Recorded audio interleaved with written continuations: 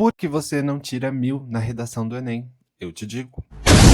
Gustavo, mas você não é professor de inglês? Sou. Mas eu também trabalhei como professor de redação, principalmente em cursinho pré-vestibular e também como professor particular. E hoje, quase todo o meu tempo vai pro meu trabalho como professor de inglês. Mas eu sou formado em letras português e inglês. Então, existe essa área da minha vida que eu não quero esquecer. Então, eu vou fazer uns vídeos falando umas coisinhas. 90% dos meus alunos, na época do cursinho, quando eu começava o curso de redação, era sempre a mesma coisa. Eu faço uma pergunta básica, e aí você me diz se você consegue responder ou não. Você sabe como você está sendo avaliado na redação?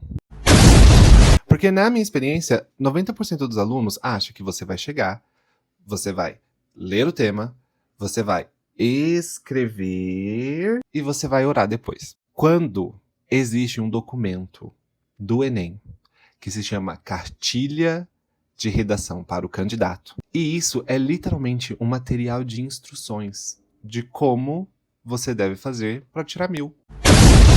Quase todos os vestibulares têm isso, tá? E um monte de gente que já fez o vestibular e que já passou pelo processo da redação nem sabe da existência desse documento. Aí eu te pergunto, você tem 1 ano para estudar para o vestibular. E a nota do Enem, principalmente, e da maioria dos vestibulares, funciona assim. Você tem a nota de ciências humanas, você tem a nota de ciências exatas, você tem a nota de linguagens e você tem a nota de redação. Ela tem o mesmo peso ali, ó, na hora da sua média. E porque você se dispõe a aprender equações de 27º grau ao longo do ano e você não se dispõe a ler um documento.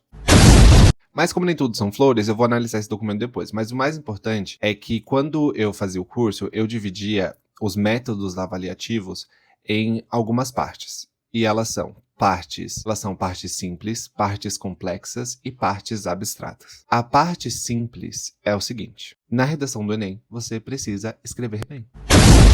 E aí você tem 1 ano que, novamente, você usa nesse ano para aprender equações de 27º grau, a analisar moléculas de química absolutamente complexas. E por que ao longo do seu ano você não se dispõe a aprender a usar a vírgula? A usar um ponto, a aprender o momento certo de fazer um novo parágrafo. Aproveita que estamos no começo do ano e começa a fazer isso. Leia a cartilha e começa a aprender como fazer um texto básico. Esse é o começo dos estudos. Existem muitas outras partes para chegar no 1000.